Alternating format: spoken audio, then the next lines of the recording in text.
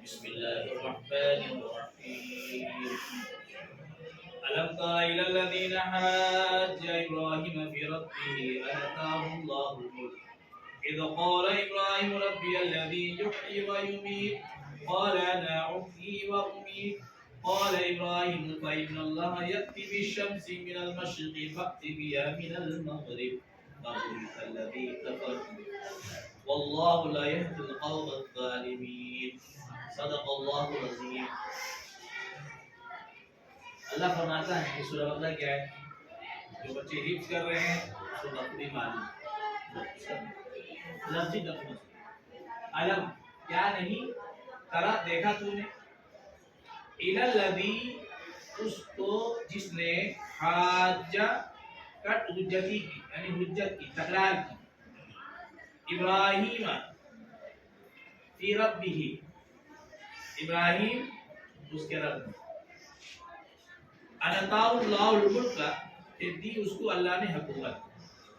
اذ قال ابراہیم جب کہا ابراہیم نے ربی الذی میرا رب وہ ہے جو یحیی جلاتا ہے ویمیت مارتا ہے. قال تو نمرود نے کہا انا احیی و امیت میں بھی زندہ کرتا ہوں میں بھی مارتا ہوں. قال ابراہیم ابراہیم نے کہا فإن اللہ یأتی بشمس من المشرق میرا رب وہ ہے جو سورج کو مشرق سے نکالتا ہے طلوع کرتا ہے فأتی بها من المغرب اور مغرب میں اس کو ڈبا دیتا ہے.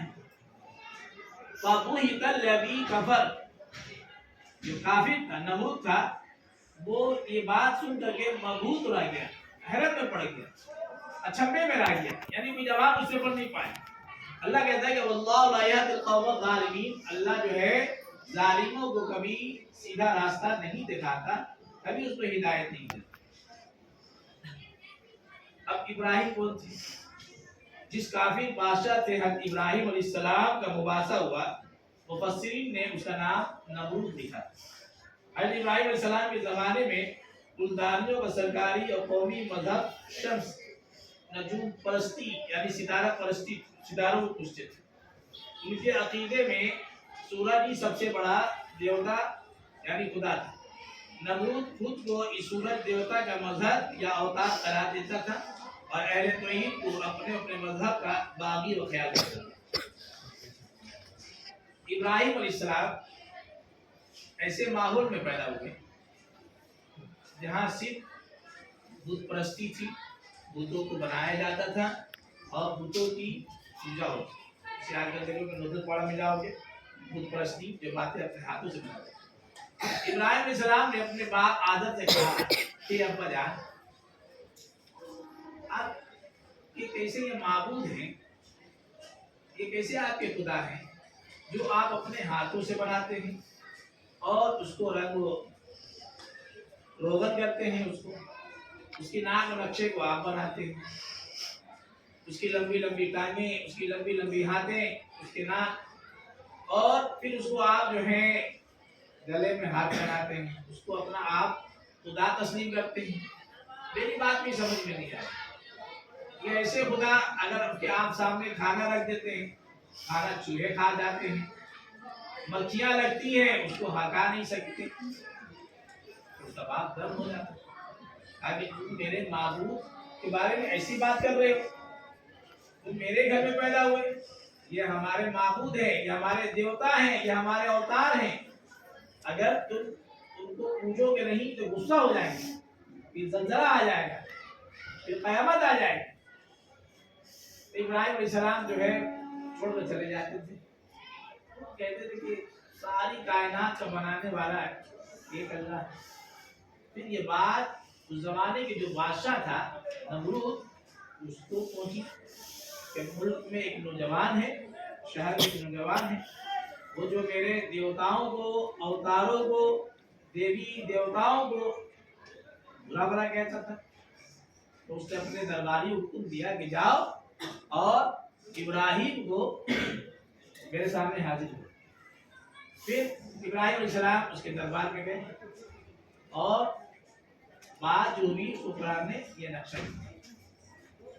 آگے تم جو کہتے ہو کہ میرا رب وہ ہے جو کھلاتا پلاتا ہے، تو میں بھی میرے لیے آیا ہے، میں اس کو جو ہے اناج غلہ سب کچھ دیتا ہوں، وہ کھاتے ہیں پیتے ہیں سب کچھ کرتے ہیں۔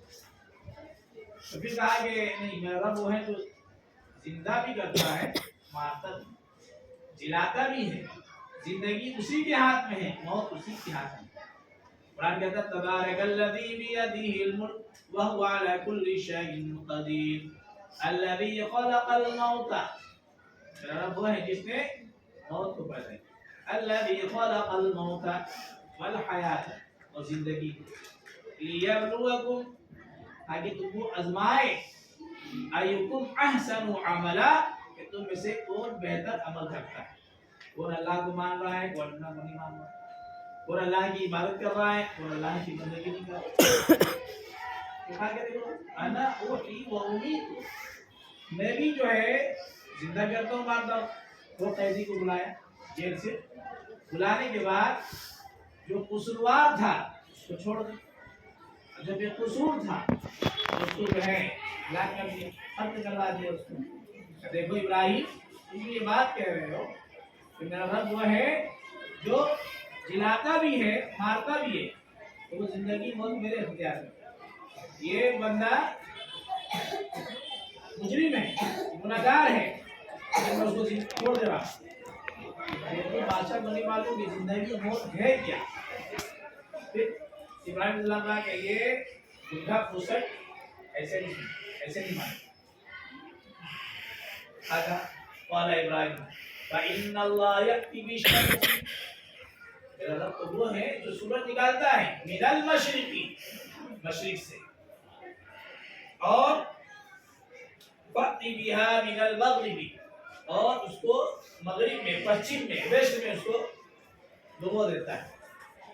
اب یہ سن کر کے بڑا بھلا نہیں سکتا ہے، سورج کو اللہ کا پچھم سے میں مشرق سے نکال رہا ہے، تو تمہارے اگر ہمت ہے تو سورج کو تم مغرب سے نکال کے دکھلا۔ تو اس نے ایک چیلنج کیا تاکہ میں تیرے رب کو ختم کر دوں، میں تیرے رب کو ختم کر دوں۔ ایک بہت بلندی پہاڑ پر چڑھ کر کے تیر جو ہے پھینکا، تو اللہ تبارک و تعالیٰ نے ایک مچھلی کو بھیج دی، کہا کہ جا اے مچھلی، آج سے پہچان ہو جائے گی، لوگ تجھے بغیر ذبح کیے ہوئے کھائیں گے۔ اس مچھلی نے اس تیر کو اپنے گلبڑے میں لے لیا، گلبڑے میں لے لیا تو خون کے جو نشانات تھے تیر میں آ کر کے نیچے گئے، آگے ابراہیم دیکھو میں نے تیرے رب کا خاتمہ کر دیا، یہ دیکھو خون۔ اس گدھے کو نہیں معلوم کہ یہ تیر جو ہے ایک مچھلی کے گلبڑے میں وہ کر کے گزری۔ خدا کو کون مار سکتا؟ کسی کی ہمت ہے، کسی کی ہمت ہے۔ ہم کہتے ہیں اللہ اکبر، اللہ سب سے بڑا ہے۔ اللہ نے اس کی موت ایک مچھر، ایک لنگڑا مچھر اس کے ذریعہ کرائی۔ اب ابراہیم علیہ السلام کو سزا دینے کے لیے اس نے ایک بہت بڑا الاؤ تیار کیا، بھٹی۔ روایتوں میں آتا ہے کہ 40 دن تک اس بھٹی کو سلجھایا گیا، بھٹی کو آگ سے لہکایا گیا، اتنا لہک گیا کہ آگ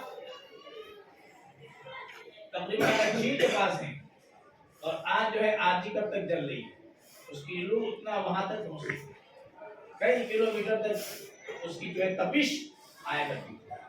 اب ابراہیم علیہ السلام کو کیسے آگ میں بیٹھے، انہوں نے ایک ترکیب سوچی، جسے گلیل ہوتا ہے، گلیل ایک بنائی منجریت یا منجیک کہتے ہیں اس کو، منجیک، اس میں بنایا گیا اور اس میں ابراہیم علیہ السلام کو بیٹھا دیا، اور اس کو کھینچ کر کے ایسے جب چھوڑیں گے تو دور جا کے گرے گا، تو اس کو جب کھینچ کے کیسے پھینکا گیا تو ابراہیم علیہ السلام آگ میں جا پڑے۔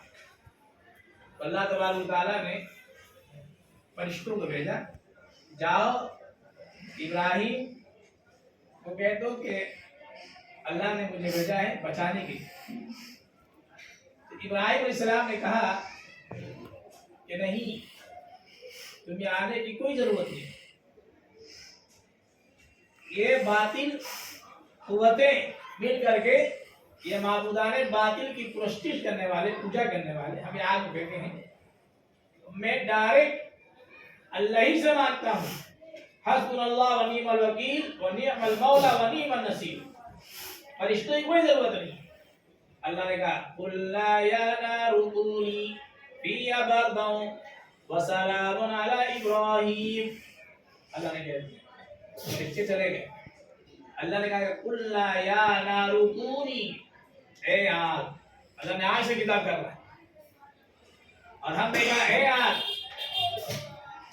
فیہا بردا، یعنی اس میں ٹھنڈی کا باعث بن جائے. وسلام علی ابراہیم، ابراہیم کے لیے سلامتی کا باعث بن جائے. اس میں تفسیر کرنے والے مفسرین نے لکھا ہے اگر اللہ تبارک و تعالی لفظ سلامہ استعمال نہ کرتا، سلام کا لفظ اگر استعمال نہ کرتا، یہ سلام نہ بھیجتا، تو آگ قیامت تک ٹھنڈ پڑ جاتی. فیہا برد و سلام علی ابراہیم، اگر سلام کا لفظ ہٹا دیا جائے تو آگ ٹھنڈی پڑ جاتی. اس وقت سے آج تک دنیا جو ہے آگ سے محروم ہو جاتی، آگ میسر نہیں آتا. اللہ نے کہا اے آگ تو ابراہیم کے لیے سلامتی کا باعث بن جائے. اگر وہ ٹھنڈ پڑ جاتی، آگ ٹھنڈ ہو جاتی، تو برف سے کیا آپ کو فائدہ کیا پہنچتا؟ اگر تو تکلیف پہنچتی. اگر اے سی روم میں ہے اور اے سی جو ہے ایک دم فل پاور میں ہو، ہمیں کیا ہوگا؟ ٹھنڈک محسوس ہوگا، خوب زیادہ ٹھنڈ لگے گی، سگڑ جائیں گے. اللہ نے اس کو ایسا بنا دیا کہ سلامتی کا باعث بن گیا.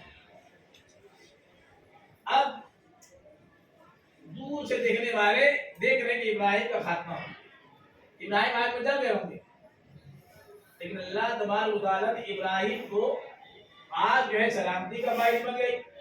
اور دور کے بعد بہت دنوں کے بعد کچھ لوگوں کا گزر ہوا کہ ابراہیم جو ہے بھلے چنگے ہیں، آگ تو اس کو نقصان پہنچا نہ سکی. یہ دیکھ کر کے سارے لوگ مسلمان ہو گئے. ابراہیم علیہ السلام کے ہاتھ پر بیٹھ کر کے کہ نہیں، آپ کا رب سچا ہے، یہ ہمارا رب نمرود نہیں ہے، یہ سب سے بڑا جھوٹا مکار فریبی ہے. ہم نمرود کی بات میں نہیں آئیں گے، ہم آپ کو اللہ کا نبی تسلیم کرتے ہیں، اللہ کا نبی آپ کو مانتے ہیں. تو پھر وہ سارے لوگوں کو ابراہیم علیہ السلام لے کر کے ایک عراق کے علاقے چلے گئے. وہاں آپ نے جو ہے تبلیغ کا کام شروع کیا. نمرود کی سزا کیا ہوئی؟ اللہ تبارک و تعالیٰ نے ایک لنگڑے مچھر کو بھیج دیا اور اس کے ناک میں جا کے گھس گیا. جب اس کے ناک میں گھس گیا، ناک سے ہوتے ہوئے اس کے دماغ میں پہنچ گیا. اب جو اس کی بے چینی ہوئی، جو اضطرابی کیفیت ہوئی، بڑا پریشان کہ کیا کرے. اب سر پہ جو ہے کھجلا رہا ہے، ایسے ایسے مارتا. اس نے درباریوں سے کہا کہ سب اپنے اپنے جوتے نکال. اللہ ایسے ہی سزا دیتا ہے. جو خدائی دعویٰ کرتا ہے اللہ اس کو ایسے ہی سزا دیتا ہے. تمام درباریوں کا اپنے جوتے نکالو اور میرے سر پہ مار. جب اس کے سر پہ مارتے تو اس کو تھوڑا سا سکون محسوس ہوتا ہے. پھر اس کا جوتا ہٹاتے پھر پریشان ہو جاتا. اس کو اتنا مارا گیا جوتے سے اس کا سر پھٹ گیا. وہی جو ہے ہلاک. جس نے خدائی دعویٰ کیا تو اللہ تبارک و تعالیٰ اس کو دنیا کے لیے عبرت بنا دیتے. جیسے فرعون عبرت بن گیا، اسی طرح شیطان جس نے جنت بنائی، دنیا میں جنت بنائی، اس نے کہا کہ تم جنت کا بات کرتے ہو، میں دنیا میں ایسی جنت بناؤں گا کہ پوری دنیا دیکھتی رہ جائے. باقی اس کو بہت خوبصورت جنت بنائی، لیکن اس کو دیکھنا نصیب نہیں ہوا. ہمیں کہا نا کہ زندگی یا موت اللہ کے ہاتھ میں. کیا اچھا شداد تم بنانا چاہتے، شداد کو نمل. اللہ تبارک و تعالیٰ نے ایک ناؤ میں ایک حاملہ عورت سفر کر رہی تھی. اب دریا میں بھوچال آ گیا. اب پانی کی لہریں جب اٹھنے لگی تو کشتی ٹوٹ گئی. اسی دوران حاملہ عورت نے ایک بچے کو جنم دیا. اللہ نے ملک الموت سے کہا کہ اے اسرائیل جاؤ اس عورت کی روح قبض کر لو جو ابھی ایک بچے کو جنمی ہے. اس نے ایک بچے کو جنم دیا ہے, اس کو جاؤ اس کی روح قبض کر لو. ملک الموت ایک ننھا سا بچہ, ایک نوزائیدہ بچہ, دودھ پیتا بچہ جو ابھی ولادت ہوا, اور اللہ حکم دے رہے ہیں کہ جاؤ اس کی ماں کی روح قبض کر لو. جبرائیل حضرت اسرائیل علیہ السلام آتے ہیں اور اس کی ماں کی روح قبض کر لیتے ہیں. اب وہ بچہ چیخ رہا ہے, چلا رہا ہے. اللہ نے انتظام ایسا کیا کہ ایک ناؤ کا جو تختہ ہوتا ہے, لکڑی, اس پر اس بچے کو بٹھا دیا. اب وہ تھپڑے کھاتا کھاتا کھاتا کھاتا دریا کے کنارے چلا ہے. اسی دوران بادشاہ کی سواری راستے سے گزر رہی تھی, دیکھا کہ بچے کی چیخنے کی آواز, چلانے کی آواز آ رہی. بادشاہ نے کہا کہ دیکھو تو کون بچہ ہے, بڑا معصوم بڑا پیارا بچہ ہے, اس کو گود میں لے. گود میں لینے کے بعد اس کو بڑا پروان چڑھا. بادشاہ کے بعد وہ بھی جو ہے بادشاہ کی وفات کے بعد وہ بادشاہ بن گیا. پھر اللہ تبارک و تعالیٰ نے کہا کہ دیکھو یہ مغرور شخص جو بادشاہ بنا بیٹھا ہے, اس نے ایک جنت بنائی ہے, آج اس کی جنت کی اوپننگ ہے, اس کی افتتاح ہے. یاد رہیں جب وہ جنت اپنی مصنوعی جنت کہ اگر پہلے زینے پہ قدم رکھے گا, پہلا پاؤں جو رکھے گا تو اس کی روح قبض کر لینا. ملک الموت کو بھی حالت ہو رہی ہے. ایک باری کہا بڑا چاہت سے, بڑی تمناؤں سے, بڑی محنت سے, مشقت سے جنت بنایا ہے, اور تو کہہ رہا ہے کہ اس کی روح قبض کر لے. یعنی اس کی جنت تو دیدار نہ کرانا, جنت کے دیدار نہ کر پائے. اس کی روح قبض کر لی گئی, اور اس کے بعد اس کو اللہ کی بارگاہ میں پیش کیا. ملک الموت نے عیسیٰ السلام نے حضرت اللہ تبارک تعالیٰ سے عرض کیا کہ اے باری تعالیٰ تجھے دو پر بڑی رحم آئی, دو لوگوں پر بڑی رحم. کہا کہ کیسے؟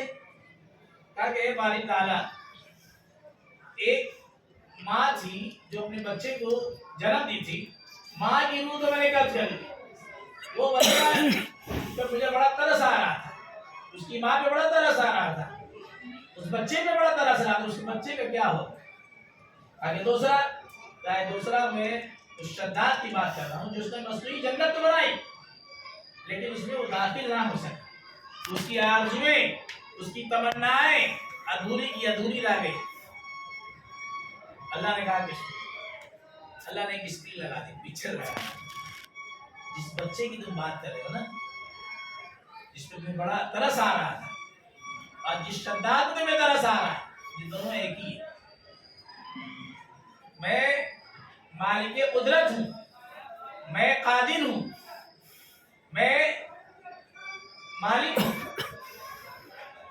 تمہیں بڑا ترس رہا, یہی جو ہے یہی بچہ شداد بنا, بادشاہ بنا, جس نے میرے مقابلے میں چاہا کہ اللہ نے بنایا ہے تو میں بھی دنیا کا خدا ہوں, میں بھی ایک ایسی جنت بناؤں گا کہ دنیا دیکھتی کی دیکھتی رہ جائے گی.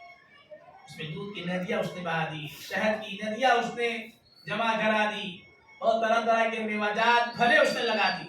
جو اس نے سمجھا بوجھا تو ویسا کام کیا. آج بھی وہ جنت موجود ہے, وہ مصنوعی جنت آج بھی موجود ہے, لیکن اللہ تبارک و تعالیٰ نے لوگوں کی نظروں سے اجھل کر دی. حضرت امیر معاویہ رضی اللہ تعالیٰ عنہ سفر میں جا رہے تھے تو ان کا گھوڑا بگڑ گیا, اور ایک ایسی جگہ پر جا پہنچا کہ جیسی انہوں نے شداد کی جنت کے بارے میں سنا تھا, مین نوعان ویسے ہی پایا. تو پھر گھوڑے کو لے کر کے باہر نکلے, کہا کہ لوگوں کو اطلاع کر دیں کہ جنت مل گئی. جب لوگوں کو لے کر کے جو وہاں پہنچے تو معلوم کہ جنت نظر نہیں آئی, اللہ نے نظروں سے اجھل کر دی. تو فرعون کی بھی وہی حال ہوئی, اور جو شداد ہو چاہے نمرود ہو, جس کا بھی خدائی دعویٰ کیا, اللہ تبارک و تعالیٰ اس کو ایسے ہی سزا دیتے ہیں. اللہ تبارک و تعالیٰ ہمیں اپنا صحیح سچا پکا बंदा बनाए, सच्चा पक्का हमको बंदा बनाए। खुदा की दावा अल्लाह अल्लाह, नबूवत का दावा अल्लाह बनाए। जहन्नम में यही सब जाने वाले हैं। अल्लाह तबारक व तआला हमें इन वाक़या से इबरत लेने की तौफीक अता फरमाए और हम सबको अपना सच्चा पक्का मुती और फरमा बरदार बनाए। सुभान अल्लाह बिहम्दिही, सुभान अल्लाह बिहम्दिका, नशहदु अल्ला इलाहा इल्ला अंता, नस्तगफिरुका।